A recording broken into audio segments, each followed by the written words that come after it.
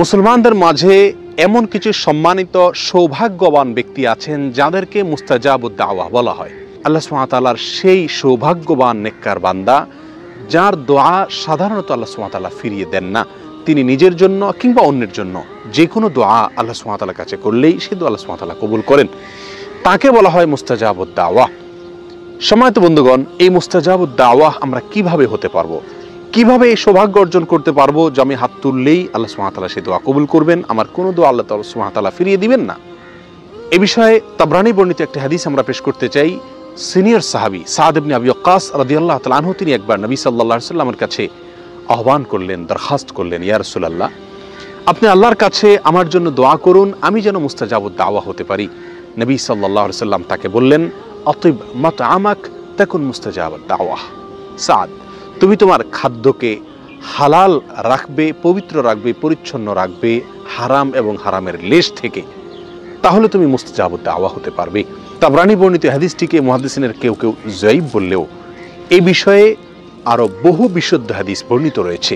সহিহ মুসলিমের এক হাদিসে নবী সাল্লাল্লাহু আলাইহি ওয়াসাল্লাম ইরশাদ করেছেন যে একজন ব্যক্তি অনেক সময় দুর্গম পথ পাড়ি দিয়ে অনেক দূর দূরান্ত থেকে মক্কায় আসেন, ধুলায় মলিন অবস্থায়, চুল এলোমেলো অবস্থায়, ক্লান্তি এবং সকল কষ্টকে উপেক্ষা করে তিনি এসে আল্লাহর দরবারে হাত তুলেন, দোয়া করেন মক্কায় এসে, বাইতুল্লাহ এসে, এবং তার চাওয়াগুলোকে পেশ করে থাকেন এবং এমনভাবে চান যেন আল্লাহ তাআলা তার দোয়া কবুল করবেনই করবেন। নবী সাল্লাল্লাহু আলাইহি ওয়াসাল্লাম বলেন, আন্না ইউস্তাজাবু লাহ, সে ব্যক্তির দোয়া কিভাবে কবুল হবে এটা কিভাবে কল্পনা করা যেতে পারে? কারণ সেই ব্যক্তির দেহ গঠিত হয়েছে হারাম দিয়ে, তার যে সম্পদ তিনি গড়ে তুলেছেন সেগুলোর পিছনে হারাম উপার্জন রয়েছে, হারামের ভূমিকা রয়েছে। অতএব সেই ব্যক্তি আল্লাহ সুবহানাহু ওয়া তাআলার কাছে যতই দোয়া করুক, যতই মক্কায় গিয়ে দোয়া করুক, যত কষ্ট করে এসেই দোয়া করুক না কেন, আল্লাহ সুবহানাহু ওয়া তাআলা তার দোয়া কিভাবে কবুল করবেন? অর্থাৎ দোয়া কবুল হওয়ার কোনো প্রশ্নই উঠতে পারে না। সম্মানিত বন্ধুগণ, এই হাদিস আমাদেরকে যে বার্তা দেয়, আমরা যদি মুস্তাজাবুদ দাওয়া হতে চাই, আমাদের দোয়া আল্লাহ সুবহানাহু ওয়া তাআলা ফিরিয়ে দিবেন না, সকল দোয়া আল্লাহ তাআলা কবুল করবেন, এটা যদি আমরা চাই, তাহলে আমাদেরকে সর্বপ্রধান এবং মূল যে বিষয়টির প্রতি খেয়াল রাখতে হবে সেটি হলো আমার খাদ্য গ্রহণ এবং যে কোনো উপার্জন যেন সম্পূর্ণ হালাল হয়।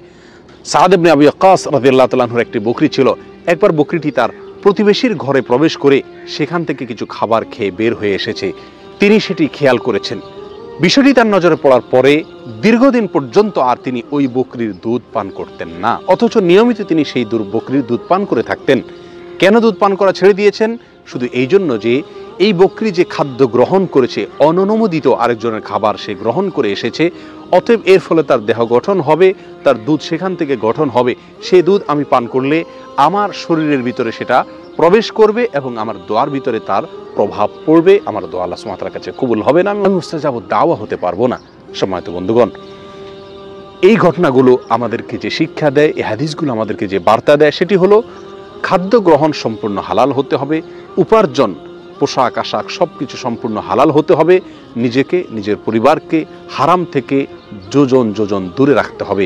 আজকাল দিনের অনেক বিষয়কে আমরা প্র্যাকটিস করি, কিন্তু উপার্জনের হালাল হওয়ার বিষয়টিকে পরিপূর্ণভাবে, পুঙ্খানুপুঙ্খভাবে, সন্দেহ থেকেও দূরে থেকে পিওর হালাল ইনকাম, হালাল উপার্জন গ্রহণ করা, হারামকে বর্জন করার মানসিকতা আজ আমাদের মধ্যে অনেক কম। আসুন হারামকে চূড়ান্তভাবে বর্জন করি, হারামের লেশমাত্র আছে এমন কিছু থেকে দূরে থাকি। আল্লাহ সুবহানাহু ওয়া তাআলা আমাদের সমস্ত দোয়া কবুল করবেন, আমরা মুস্তাজাবুদ দাওয়া হতে পারবো। আল্লাহ তাআলা আমাদের সকলকে সে মর্যাদার অধিকারী হওয়ার তৌফিক দান করুন। আসসালামু আলাইকুম ওয়া রাহমাতুল্লাহি ওয়া বারাকাতুহু।